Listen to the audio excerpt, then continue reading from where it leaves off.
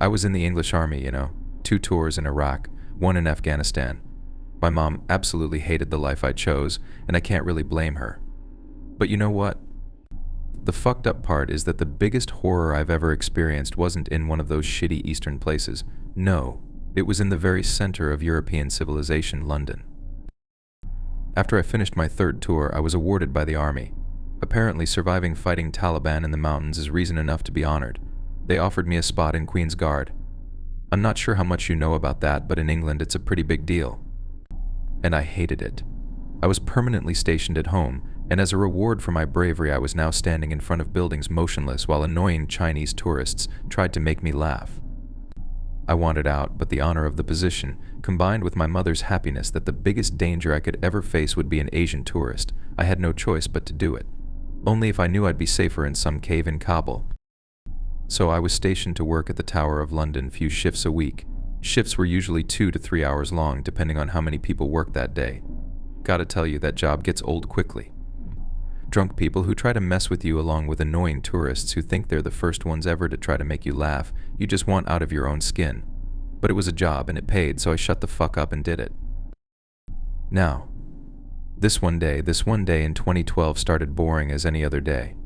I had a few French guys trying to mess with me. God, they're the worst, and you can't do shit unless they threaten you. Then I had a group of drunk Russian chicks, which wasn't so bad. The heat was just starting to melt that fucking hat into my skull when a huge group of tourists showed up. Some sort of a guided tour, I assumed. They all did their standard spiel, pictures, funny faces, jokes, etc. They all had their cameras out, and they all wore same t-shirts, some Big Ben tour bullshit. All but one. I noticed her standing in the back, just staring at me. She was a good-looking woman, probably early 40s, really dark long hair, and somewhat pale, which made me think she was English. She did seem to be the part of the tour as she stood with all of the others.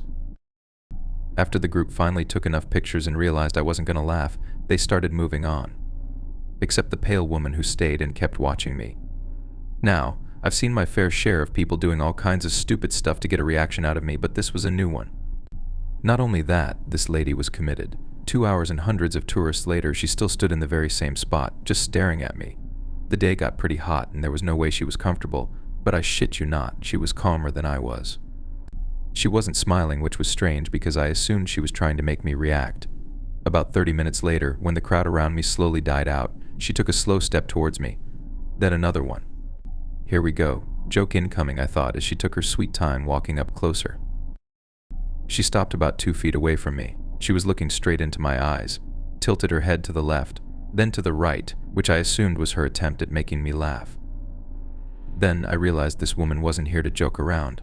Still standing at 2 feet away, she started leaning towards me. There was something just so fucked up about her mannerisms that made me extremely uneasy.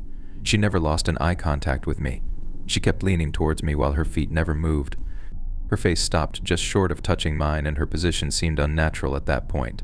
Her head started slowly shaking, like when you get out of the pool or a shower and are freezing, And then she scared the fucking shit out of me.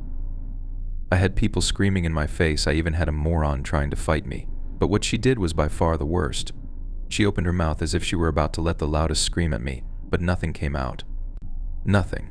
She just stood there, leaned at an unnatural angle, inches from my face, letting a fucking silent scream or whatever that was out of her wide open mouth, and the speed of her shaking increased.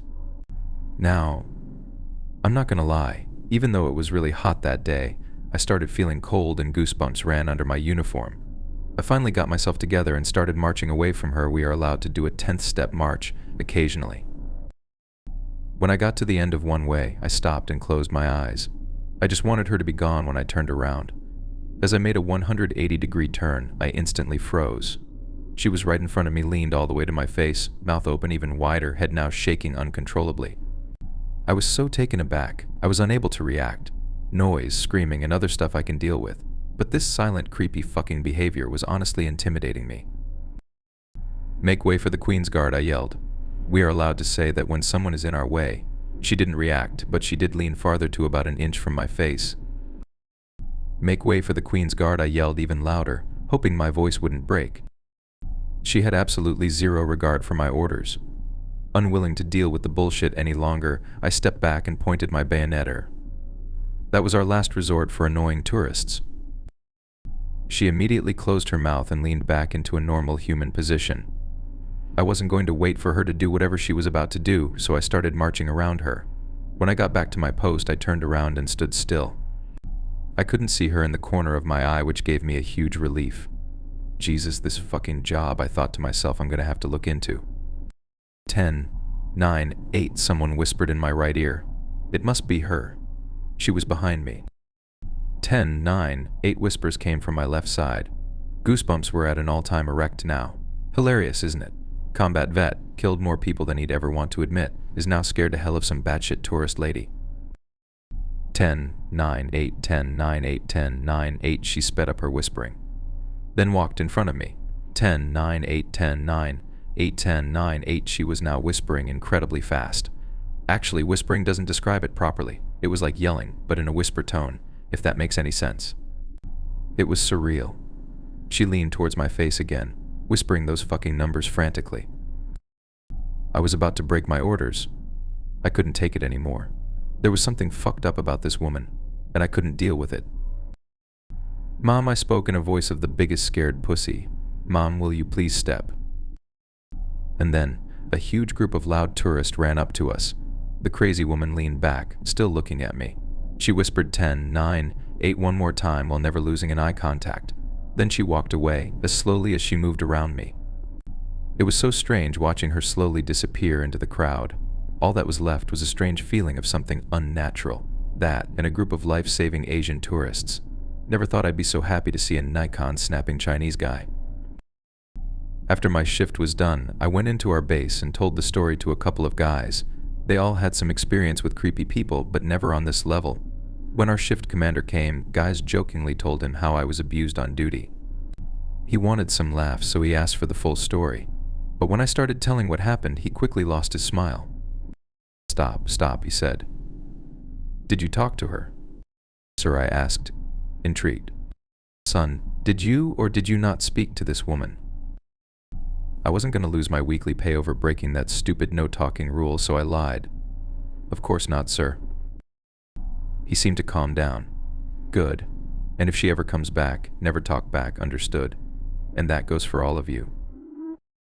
Joking atmosphere quickly died out in the break room. I was puzzled, but I was even more tired, so I decided to go home and sleep instead of worrying about crazy fucking tourists. Next few shifts went by as boring as they were supposed to be. Woman was nowhere to be seen, and since my girlfriend was about to visit me all the way from Netherlands, I forgot about the incident. Tuesday night around 3 a.m., I was awoken by loud banging at the door. For some strange reason, the first thought that crossed my mind was that fucked up woman from a week ago. Babe, would you mind peeping through the hole to see who it is? I lazily mumbled as I gently pushed my girlfriend. She was dead asleep. I swear nothing could wake her up. Semi-conscious, I stumbled through the hallway and to the door. Who is it? I muttered while peeking through the hole, but it was too dark outside. That sobered me up. Who is it? I asked again, but the only answer I got was louder banging. Fuck it, I thought as I took a deep breath and opened the door. There are about a million things I'd rather see standing in front of me at that moment, and there was only one person I did not expect to be at the door. My girlfriend. I was supposed to pick her up tonight. I nearly lost all control of my legs. 1,000 things raced through my mind, which was having trouble comprehending what in the fuck was happening. Thanks for picking me up at the Heathrow, asshole, my girlfriend said as she slammed the carry-on my chest. I was still speechless. So I travel all the way from Amsterdam to see you and you forget, really. I wasn't hearing it. I knew I was half asleep when I got up, but there was someone in my bed. I wasn't dreaming, for fuck's sake. Stay here, I mumbled as I handed her the bag back. What's wrong? Just stay here. Not knowing where I got the courage to walk to the bedroom, I slowly made my way. I know what you're thinking in movies and books. Guy walks into the room and boom. It's empty, right? I fucking wish. I walked into my room and it was completely dark, but I could hear breathing, heavy breathing. My pulse was so high I was sure I was going to pass out, but I flipped the switch. 7, 6, 5, 7, 6. 5 whispers came from the corner of the room where she stood. That same fucking woman. She stood almost glued to the corner of the room, her back to the wall. She was looking straight at me. and though I was sure I lost the power of speech, I managed to squeeze out a "what the fuck." 765, she said as she took the first slow step towards me. Her mouth was always wide open, as if she were letting out that damn soundless scream. Every step she'd make, she'd close her mouth enough to say 765. I couldn't move. Nothing in this world existed besides this woman slowly walking towards me. What a creepy and unsettling feeling. Like I wasn't physically afraid of her, right? I could take her down and was ready to. But this kind of fear was something foreign to me. Seemed like I was afraid for my shit. I don't know, soul? You know what I mean? I knew she couldn't hurt me physically, but I was still scared. Not to mention I fucking somehow slept in the same bed with this whatever the fuck she is. She came incredibly close to me. The familiar lean. An inch from my face. My breathing was so irregular and loud, it was the only noise in the room. Suddenly, something about this had a strangely familiar feeling. What the fuck scream came from behind me? My girlfriend. I snapped into reality, turned around and grabbed my girl. "Run," I yelled as we escaped the room. We ran to the kitchen where I grabbed one of those as seen on TV steel-cutting knives. My girlfriend was just silently weeping at my side, unable to even ask questions. I could hear footsteps. First, I saw her shadow, then I saw her calmly walking through the hallway. Her mouth was now so unnaturally wide open, and she wasn't looking at me anymore. She was looking at the ceiling as she slowly made her way to the door. Her head was shaking very fast. It was abso-fucking-lutely surreal, I'm telling you. I mean, just imagine this woman, who creeped you out a week ago, is now walking through your place at 3 in the morning, staring at the ceiling with mouth impossibly wide open. Not to mention you slept next to her for who knows how long. When she finally walked out, I ran to the door and slammed it. Girlfriend was still unable to speak. When we got ourselves together, I was afraid she'd think I cheated on her with this woman, but she didn't. She saw that horror walk throughout hallway and she knew something was wrong. I was terrified, but I didn't let it show. The scariest part of everything was that I had a job that required me to stand still and not react to my surroundings. I told my girlfriend about my experience with this fucked up woman, but I didn't mention her 10, 9, 8, 7, 6, 5 whispers. I didn't want to scare her any further. Because what could those whispers be if not a countdown? I was hesitant to call the police after that crazy whatever she was left my apartment, but my girlfriend wouldn't have it. Police were at our place in about 20 minutes, took our statements, woman's description, and told us to immediately call should anything else happen. But my mind was set on something else. My commander, he told me not to talk to her, and I did, and now I'm waking up in bed with her, and how the fuck did she even get into my flat? Shit man, too many thoughts. The next day I went to my commander's office. "Sir," I said very carefully, "you need to understand that losing this job, no matter how shitty it was, definitely wasn't on my to-do list, sir. We need to talk." He looked up at me from his desk, and I swear to you, I swear he already knew. His face lost all the emotion. He didn't even ask what was happening. "Sit," he said as he leaned back in his chair. "Sir, I was having a hard time confessing to breaking the rules of the guard." "You spoke to her. You responded," he said as he leaned towards me. "Didn't you?" "Well, I just asked her to move, that's all." "No, not the Queen's Guard command." "Did you say anything else to her?" "I did, if you remember. Besides me yelling, 'Make way for the Queen's Guard.' I did say, 'Mom, will you please?'" "God damn it, son. God fucking damn it." This was the first time I heard my commander curse. "Sir, who is this woman?" "I'm going to file for your immediate removal from the guard." He brushed me off as he opened his desk to look for something. "Sir," I asked, not believing I was about to lose my job. "Don't worry, I'll find you something else to do. But your days in the guard are over. Expect the transfer within a week." "Sir, but I was just..." "That is all, son. You can leave now," he said, not even looking at me. I was pissed. But then again, if I was going to keep the paycheck without having to stand in the street and deal with tourists, crazy fucking creatures, I was fine. The new schedule came out, and what do you know, I was only scheduled to work 1 shift that week.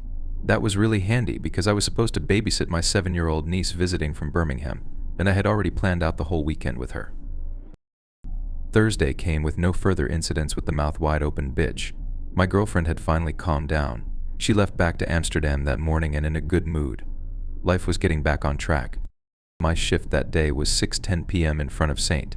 James Palace. There are usually 2 of us working there, but for some reason I was scheduled to work alone from 9 to 10. Here's how the spot where I worked looks. The little wooden post is where we'd stand in case of a storm. "Okay, buddy, hang in there. Almost done," my fellow guard said at 9:02 p.m. as he marched back inside. One more hour. One last hour of this damn job and I am free. God, it feels good, I thought as I stood still in front of my post. Night was unusually quiet, but it was starting to rain, so I guess it was to be expected. 9:30 p.m. Still light rain, still boring as fuck. Almost there. 9:45 p.m. Rain was picking up, so I decided to spend my last few minutes in the post. I turned around. I shouldn't have. There she was. If I were a writer, I'd use all these descriptive tools to paint a picture of how horrifying that woman looked that night. Let me tell you, this was the single most terrifying thing I've ever seen, and I've seen a child getting killed by a landmine. The woman was standing at the door of the post. She wore a white dress that was nearly shining in the dark. But her face, fuck man, her face. She wasn't looking at me, which somehow made it even fucking worse. She was looking at the sky or whatever the hell was up there, and her eyes went so far up I could only see bottom of her pupils. Her mouth was so wide open, I was now nearly sure it wasn't possible for a human to do this. There is something surreal about standing in front of someone who doesn't act rationally. Like if you're getting mugged, you know they want your money. Shit, if you're getting shot at, you know they want to kill you. But the true mental horror is in not knowing what in the fuck she wanted from me. 9:49. Okay, 11 minutes of this and I can finally... She took a step towards me, then another one. At about 2 feet from me, she stopped. She started leaning. That fucking lean. Her face stopped just short of mine. At first her head started shaking slowly, but started to move increasingly fast. It was a small kind of shaking, as I said before, kind of like when you get out of the shower into an air-conditioned room and start shaking. The pupils were so high up I could barely see them. Her head was now trembling so fast I was wondering how it was possible.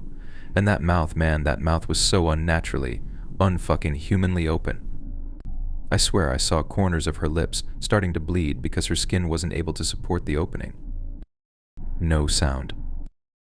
The street was silent, probably the most silent I've ever seen it. And the worst part is, it was nighttime. I know I do this a lot, but just imagine it one more time. You're standing motionlessly in the middle of the street, and there is this bleeding wide open mouth woman an inch from your face, doing whatever the fuck she's doing, and not a soul in sight. And no sound whatsoever. 9:54 p.m. Come the fuck on. And then, as if she heard my thought, her pupils dropped back and looked straight at me. I nearly jumped back. She closed her mouth, and I can't believe I'm saying this, but I'd rather she kept it open. Her jaw started rapidly opening and closing, as if she were biting something invisible. Her teeth were hitting each other so hard, I was sure they'd break. That was it for me. I couldn't take it anymore. I took a step back and screamed, "Just fucking stop already." And she did. Teeth stopped clenching, mouth closed, and she stood back up from the leaning. She took a step towards me and for the first time ever smiled. 4, 3, 2, 1, 4, 3, 2, 1, 4, 3, 2, 1, she started whispering, never losing the smile. What is that? What the fuck is that? I begged. I was ready to grab her, shake her, anything, just for an answer. What the fuck did she want from me, right? 9:58 p.m. What the fuck came from behind me? My commander. He ran up to me, disregarding the crazy bitch in front. Did you talk to her? Did you fucking talk to her? He yelled, louder and while grabbing my uniform. He didn't even pay attention to the woman. Yes. Jesus Christ. What number? He said while finally letting me out of his fists. Sir, I answered, confused as you can imagine. What was the last number? She said. What was it? Was it a 0? No, I think she stopped at a 1, but why? All this time, the woman just stood still and looked at us with a smile. Then, she took a step towards us. She slowly walked in between my commander and me.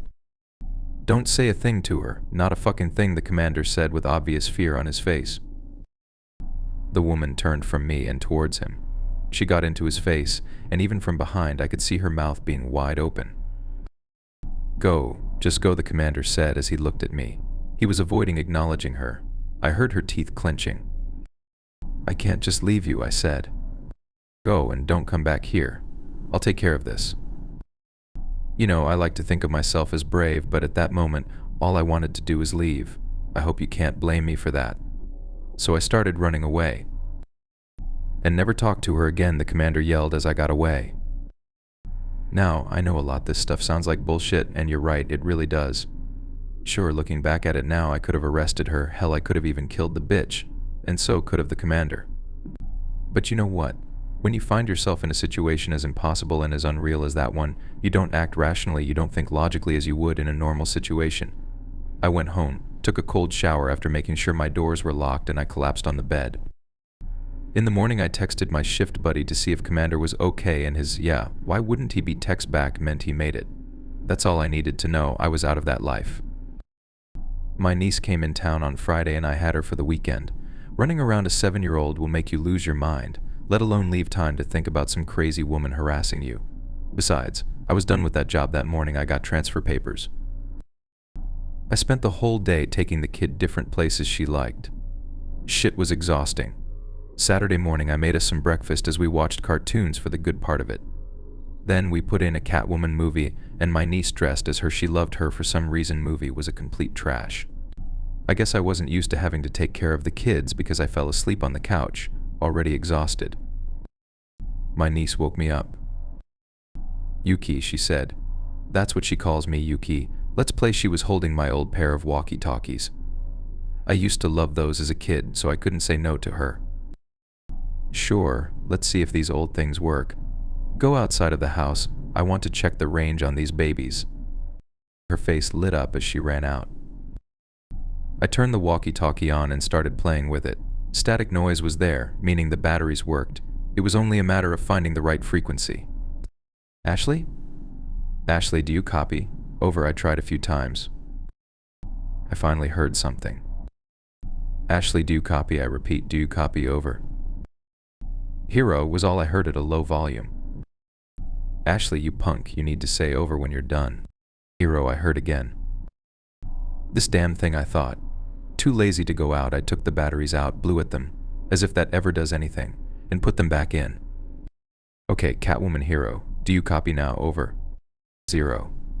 I dropped the walkie-talkie. That wasn't Ashley's voice. That wasn't Hero I thought I heard. Ashley. I ran outside and immediately started fucking hating myself for letting the child go out on its own. Ashley stood in the yard, holding a radio, squeezing it hard. In front of her stood that same woman, bent over and all the way down to my kid's face. 0, 0, 0, 0, 0 was what woman frantically repeated in Ashley's traumatized face. Yeah, when some freak harasses me, I can control myself. But a child, my cousin? I lost it. I ran towards the woman and tackled her with enough force I was sure I'd hurt her. As soon as I hit the ground, I got up and grabbed Ashley. "Are you all right?" I yelled. "Did she touch you?" I didn't even realize how hard I was shaking her, probably scaring her even more. Ashley was now crying so hard she couldn't even answer. "Let's go in," I said as I turned towards the woman. She was still lying on the ground, facing down. As soon as we got into the house, we went to the window. The woman started standing up. She turned towards us. "I'm calling the police," I told terrified Ashley as I picked up my cell. "Don't worry, baby, it's going to be all right." The woman took a step towards the window. Then another one. Her nose was bleeding, and she was visibly hurt as she was limping, but it didn't seem to matter to her. I'll admit, I was nearly frozen from the rush of adrenaline I had. We just stood there at the window, watching this freak approaching us. "Police are on the way," I told my niece, who was still crying. The woman walked up to the window. She wasn't looking at me anymore. She leaned towards Ashley's face. Poor little thing grabbed my hand and was squeezing it way too hard for a 7-year-old. That fucking thing, bitch, woman, whatever she was, leaned all the way to the window. Only a piece of glass was separating her from Ashley. As I was about to take my niece into another room, far from this thing, the woman opened her mouth but immediately closed it into a smile. Then again. It was fucking impossibly strange. As she'd open her mouth, her pupils would shoot up towards the back of her head, only to immediately come back followed with a smile. She was now alternating inhumanely fast in between a smile and a gaping mouth paired with nearly pupil-less eyes. "Let's get out of here," I told Ashley as I picked her up and took her to my room. Police arrived about 15 minutes later. They started scanning the neighborhood and actually caught a woman who matched my description. I was due at the police station for identification, but first I had to drop Ashley off at the train station. Her mom wanted her back immediately after what happened, and I couldn't blame her. I took her to the station, where I arranged for the staff to watch her until her destination. A very pleasant conductor promised he'd watch her whole trip. He took Ashley's hand and promised to show her all the cool parts of the train. Finally, the kid smiled. As train was getting ready to leave, conductor put my niece on the stairs. "Say bye to your uncle," he said. "We're about to leave." "Bye, Ashley. Tell your mom to call me when you arrive, okay?" She didn't respond to me, which was understandable. The kid was probably still fucking terrified. Hell, I was still terrified. As the announcer said all boarding was complete, conductor opened the door for them to get inside the train. Ashley didn't move, though. She looked up at the conductor. "Let's go now," he said. Ashley opened her mouth, looking up at the man. "We have to get in now. We're about to start moving, honey," he said again. "Let's go." As he entered the train and Ashley followed, I heard her say 1098. I wake trembling in a cold sweat, sheets tangled around my legs. I look across the bed to the nightstand, the green LED lights telling me it's 4:30 a.m. It was the dream again, the same dream. I glance reproachfully at the remains of a fifth of whiskey and a half-empty bottle of sleeping pills lying on its side by the clock. They've never kept the nightmare from me before, but I still have hope it's just a question of finding the right quantity. My hands still slightly shaking, I grab the bottle and take a healthy swallow, then drop it empty to the puke green-colored carpeting that passes as decoration in my bedroom. It burns, but that's just fine. Knowing I will never get back to sleep, and with only another 30 minutes before I had set my alarm to wake me anyway, I throw on coffee and jump into the shower. It's cold, but that's just fine too. I stand there, arms bracing me against the wall, head bowed under the frigid stream of water, and try to forget. I stay like that for several long minutes. Finally, when my skin is practically blue, I get out and towel off, shivering from the chill. My name is Michael Landry, and today I'm a high school history teacher at the Haverbrook Prep School on the main line outside of Philadelphia. The shower is just what I needed. Already the vivid horrors of my dream have begun to slowly fade back into my subconscious.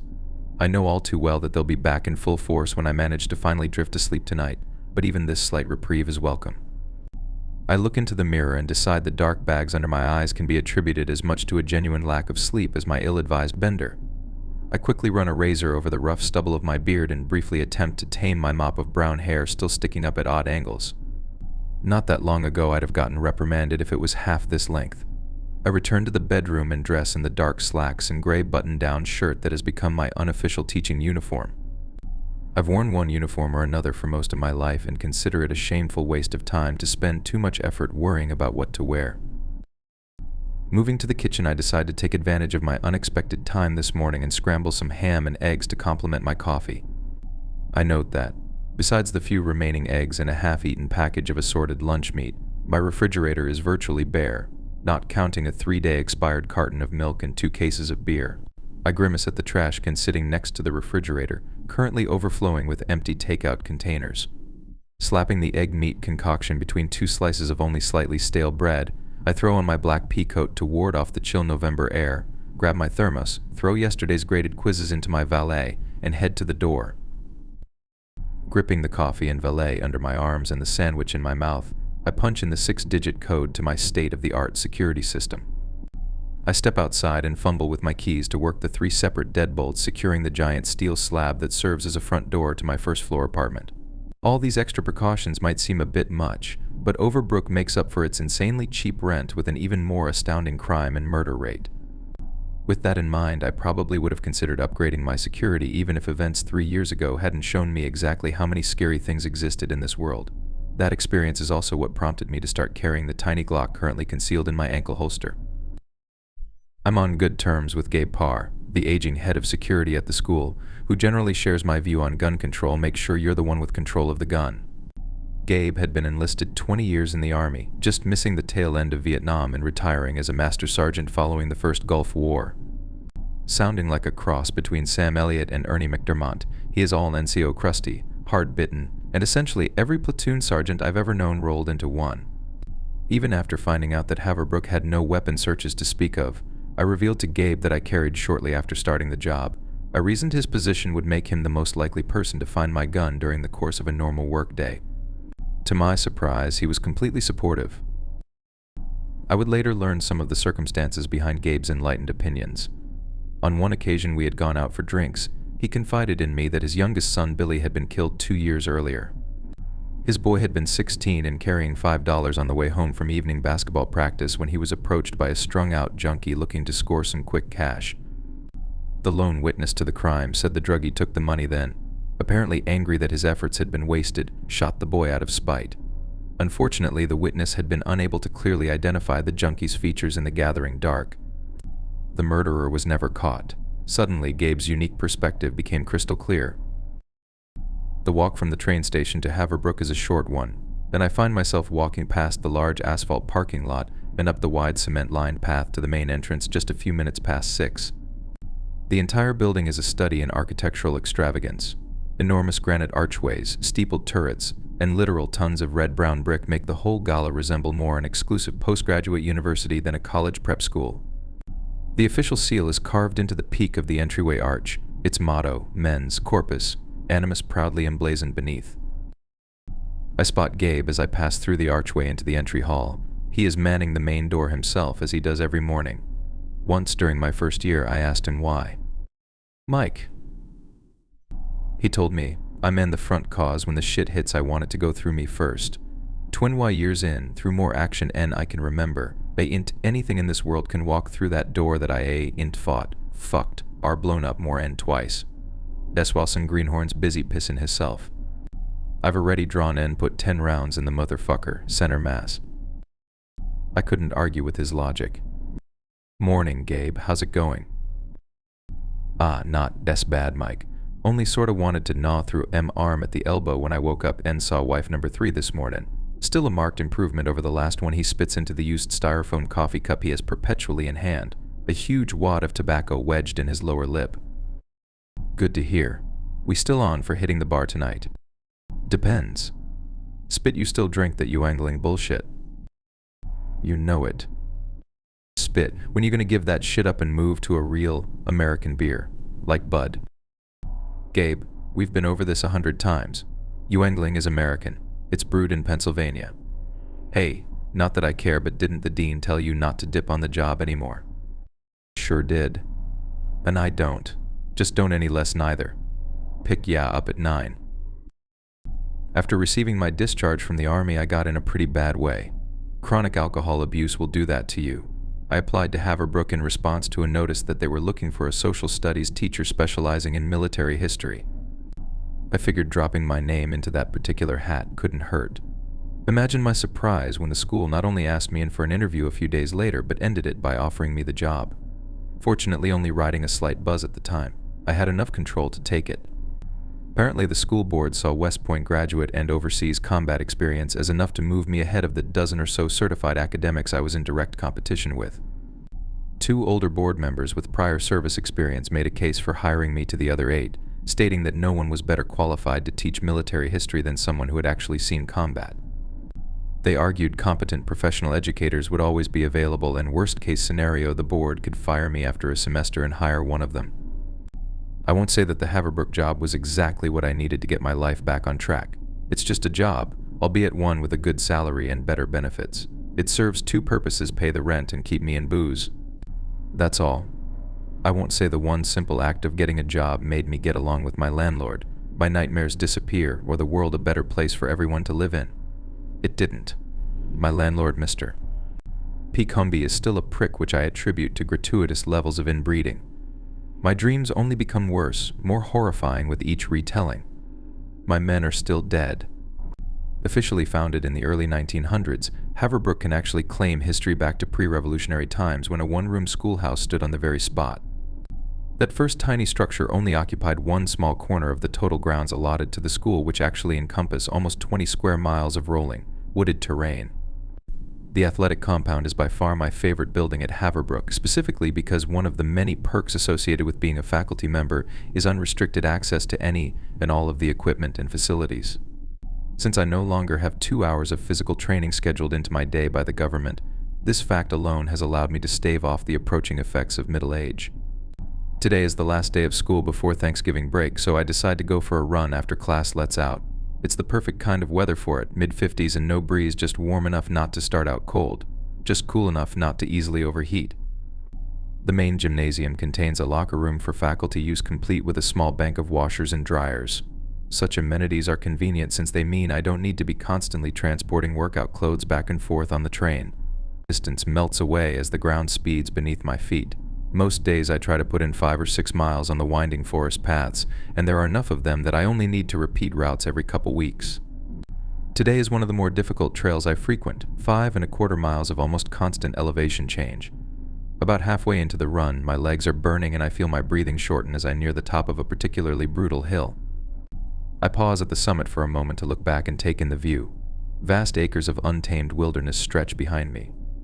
The crisp snap to the air makes everything seem somehow sharper, but in doing so only accentuates the gray deadness that has insidiously leached into every aspect of the environment.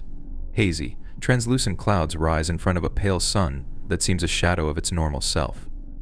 It sets very early in the day now, and the shadows are already long. The deciduous trees that blaze like a campfire in the autumn rise up below me, now eerily foreboding in their stark nakedness. The faintest hint of wind stirs the branches. Its passing causes the trees to sway and groan with almost malicious intent. I feel a shiver trickle down my spine that has nothing to do with the weather. These are woods from the darkest fairy tales. These are woods that are alive. Only the distant 3rd floor of the Haverbrook Library, just peeking up over the treetops, serves as proof that I haven't been unwittingly transported through some magical doorway into a land populated by creatures terrible and unknown. Unbidden, my thoughts turn to memories of another time, another darkness, and the things I found there. Disturbed, I start running again, faster than before, the sun slipping closer to the horizon. As I descend from my vantage point back into the trees, the darkness grows rapidly deeper, the shadows thicker. This can't be right. Even in winter the sun doesn't set this quickly, does it? Appearing out of nowhere, thick black storm clouds have replaced the wispy grayness I observed only moments ago. Deep peals of thunder ride wicked through the seething black seas above. The wind, once only a faint whisper, has become a tormented scream, the death cry of a wild beast. The trees no longer gently sway, but thrash and buck wildly, as if trying to uproot themselves from the very earth that holds them. Massive sheets of icy rain begin to pelt down from the heavens, soaking me through to the bone. Instantaneously, a mild afternoon has been replaced by a savage tempest. I fly down the hill, the storm raging about me. Branches seem to reach out to snatch at my arms, roots and stones rise up to tangle my feet. Suddenly, an incredible blast of pain ignites my right shoulder, sending stars shooting across my eyes. I cry out, tumbling to the ground. As I roll, a jagged stump appears in my vision, too fast to avoid. Pain. Blackness. I lie there in the middle of the forest, not seeing the dueling lightning flashing high above the trees, not feeling the drenching rain that continues to pour down on my still form. Michael. A voice cuts through my mind. So tired. Just want to lay here. Ignore it. Michael, you must listen. There isn't much time. Go away. Just a voice in my head. Leave me alone. Events are in motion. The storm is only the beginning. They sent it for you, hoped it would kill you. They know you have a role, but they can't know how important you are, or they wouldn't have stopped there. They? Who? What are you? Quiet. There's no time. We have to wait. Oh no, Michael, you need to get up. You need to get up and get the hell out of there. It's coming. My eyes flutter open, disoriented. Can't tell how long I've been out. The storm still thrashes crazily around me. I ease myself into a sitting position and gingerly assess myself for injuries. There's a large lump raised above my left eyebrow, and I can feel a sizable gash running along my scalp, although it doesn't seem too deep. I won't be able to tell if I need stitches until I can get to a mirror. A sharp stab of pain beams directly to my brain as my fingers probe the wound, so I quickly stop. Various cuts and scratches from my fall are spread sporadically over my arms and hands, in addition to a particularly nasty one along my left shin. My shoulder still throbs, not the blinding agony that sent me sprawling earlier, but a dull ache emanating from deep inside the tissue. Was I struck by lightning? Don't remember hearing any thunder, so what the hell? My head snaps up as a deep, inhuman roar rises above the fury of the storm, reverberating over and again through the trees. The ache in my shoulder flares sharply. I suddenly remember the words of the disembodied voice in my head. Still dazed, I uneasily stagger to my feet. Concussion-based hallucination or not, getting the hell out of here seems like an excellent suggestion. I manage to find the path and haltingly begin to make my way back towards the athletic facility. The storm continues unabated. Bathtubs of freezing rain continue to drench my shivering body. Shearing winds carry the chill deep into the marrow of my bones. Lightning flashes periodically, lighting up the pitch sky as brightly as midday. Dizzy, my foot hits a rock in the path. The whole world lurches as I barely manage to catch myself, the throbbing wound on my scalp making my head feel like an abused bass drum. I stumble along as fast as I am able, occasionally pausing to glance behind me. If they weren't soaked through, the hairs on the back of my neck would be standing at full attention. Impossible to see or hear anything over the fury of the storm. Some primal sense held over from my caveman ancestors blares a warning at me that I am not alone out here in the dark. The savage roar I heard shortly after waking doesn't repeat itself, but in truth I don't know if that disturbs me more or less. If I hear it again, that means whatever made the sound exists and is somewhere in the woods with me, but at least I would have an idea where. As it stands, I can hope the unworldly sound was just another delusion brought on by my head injury, but can't manage to shake the chilling feeling that the beast is simply remaining silent, hunting me. At last, after an eternity of fleeting glances and barely avoided falls, I finally emerge from the woods along the path, the school stadium lying before me. The electric lights of the gymnasium several hundred yards down the paved walkway burn cheerfully, oblivious to the violent events of the night. I urge my wooden legs to greater efforts and blessedly make it to my destination, throwing open the door and tumbling inside. I sit there sprawled in the facility entryway, trembling from the cold and fear, watching the storm rage outside. After what must be several minutes, I manage to gather the will to painfully regain my feet and work my way through the building and down the long corridor to the faculty locker room. The building is deserted, the silence making the noises of my struggling movements seem all the louder. For a moment I wonder at the complete lack of people before remembering virtually all sports practices have been canceled in lieu of the pending week of vacation for the Thanksgiving holiday. Gaining access, I immediately move to the row of sinks in the mirror to get a better assessment of my injuries. The bump above my eye is considerably swollen and will soon turn into an ugly-looking bruise. On the plus side, the cut on my scalp is actually more of a scrape and doesn't appear to require stitches. The cuts on my arms, hands, and shin are superficial, but will hurt and itch like crazy while they heal. Suddenly seeing past the painful details, I struggle to recognize the haggard, beaten-looking figure returning my stare from the glass. You've had worse. God knows you've had worse. That time that was a lot worse.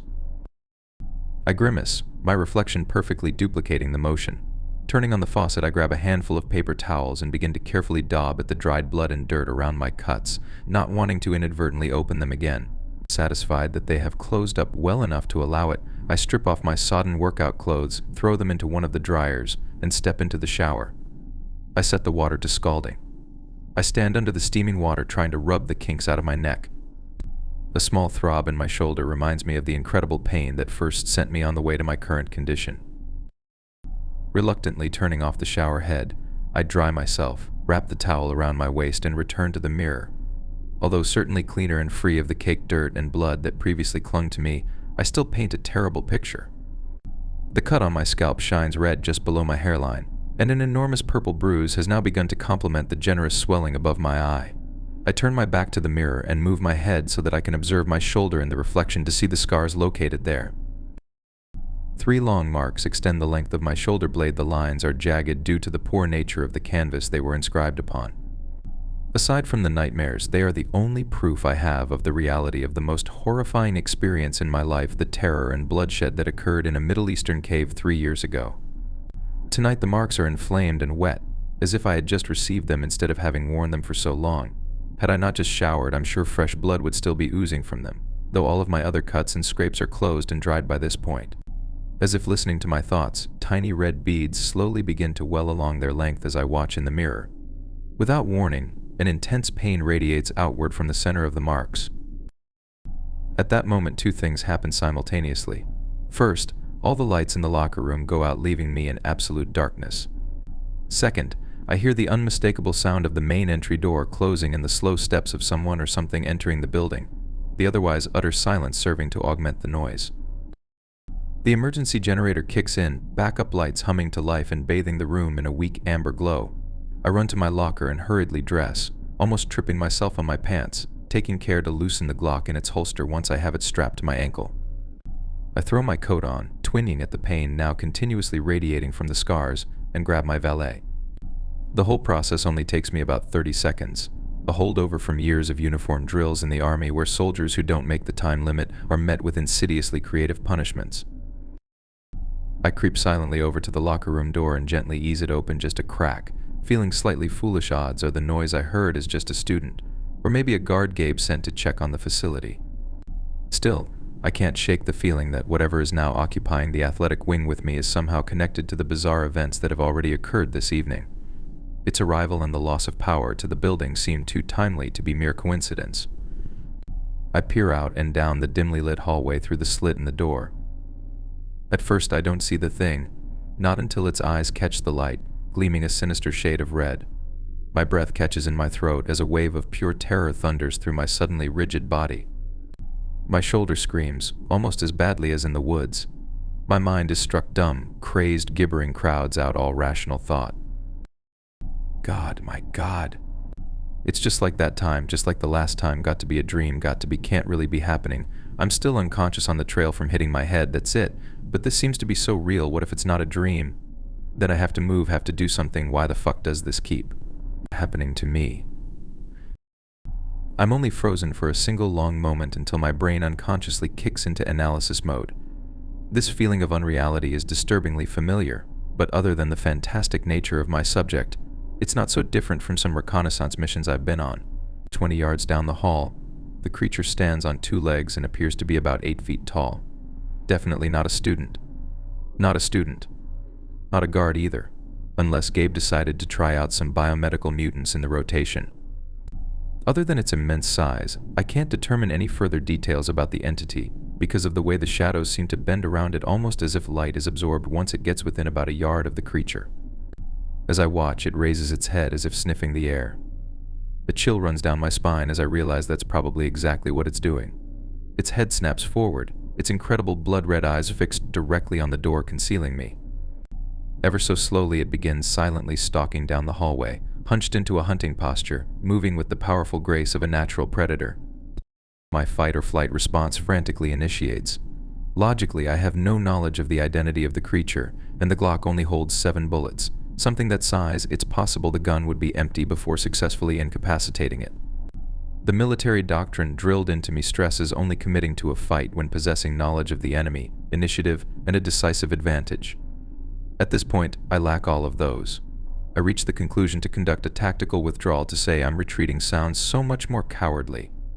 Fortunately, Haverbrook has equipped all its locker rooms with multiple exits for use in the case of an emergency, although I hardly think my current situation was considered in their plans. As smoothly and quietly as I'm able, I gently close the door and throw the deadbolt, locking it from the inside. I have little hope that the flimsy metal will impede the monster for more than a couple seconds, but I'll take any opportunity to up my odds for survival. Wounds throbbing uncomfortably, I hobble to the far side of the locker room to the emergency exit as quickly as I can and push through it, emerging into a utility hallway. No alarm sounds. The electricians must have foolishly attached the warning system to the primary power grid, though it's not as if help would be able to reach me in time anyway. I break into a limping run towards the shining red exit sign that seems impossibly far away. Just as I reach it, I hear what can only be the sound of a rudely abused deadbolt shearing in two and the locker room door being thrown inward off its hinges. I shove the exit door open, finally reaching the outside of the facility. To my relief, the storm has abated, though in its wake an unnaturally thick and viscous fog has crept in, sinuously enveloping the world in an incredibly dense cloud of white and reducing visibility to little better than nothing. I consider my options. I could try to hide somewhere nearby, but it seems the creature is tracking me by smell or some other method, and would likely find me fairly quickly. That means my best bet is to try and put as much distance between me and it as fast as possible. I glance at my watch and see that it is just now 6:15. If I push myself, I may be able to make the 6:20 back towards Overbrook. I make my decision. Pain and exhaustion slowly overcoming my rush of adrenaline, I stagger forward towards the station. I really hope the bloody train is on time.